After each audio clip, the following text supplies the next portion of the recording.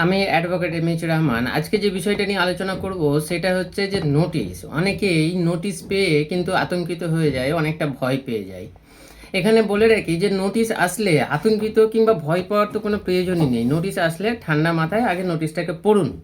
নোটিশটাকে ignore করারও কোনো প্রয়োজন নেই, কারণ ইগনোর করলে সমস্যা আছে, এবং যদি নোটিশটাকে পেয়ে ভয় পান বা আতঙ্কিত হন সেটার জন্য প্রবলেম রয়েছে। তো নোটিশ যদি আসে তাহলে ঠান্ডা মাথায় আগে নোটিশটাকে পড়ুন যে নোটিশটা কোথা থেকে এসছে, কি কাজের জন্য এসছে। কারণ বিভিন্ন জায়গা থেকে বিভিন্নভাবে বিভিন্ন রকম নোটিশ আসতে পারে।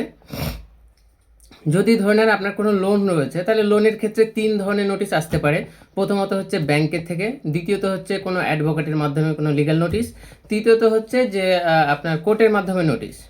তবে যদি আপনি ধরে নেন লোনের ক্ষেত্রে যদি ব্যাংক থেকে কোনো নোটিশ আসে এবং সেই নোটিশের জবাব যদি আপনি ঠিকঠাক দিয়ে দেন, তাহলে লিগ্যাল নোটিশ কিংবা আপনার কোর্টের নোটিশ আসার চান্স অনেকটা কমে যায়।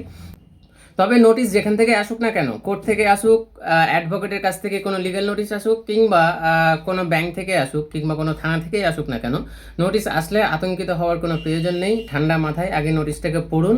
নোটিশটা নিজে যদি পড়তে না পারেন, তাহলে যারা জানে, যারা যোগ্য, তাদেরকে দিয়ে নোটিশটাকে পড়ান, এবং সেই নোটিশের যথাযোগ্য জবাব অবশ্যই আপনারা দিয়ে দেবেন। কারণ নোটিশকে যত আপনি ইগনোর করবেন, প্রবলেম আপনার জন্য তত বেশি বাড়বে।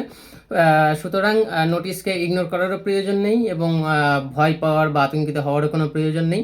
নোটিশ আসলে নোটিশের জবাবটা অবশ্যই দিয়ে দেবেন। সর্বদা সতর্ক থাকুন, সুস্থ থাকুন, শুনতে থাকুন আমাকে, এবং ফলো করুন advocate MH Rahman Facebook page এবং ইউটিউব চ্যানেলকে। চলুন দেখা হচ্ছে অন্য কোনো ভিডিওতে, ততক্ষণ পর্যন্ত ধন্যবাদ।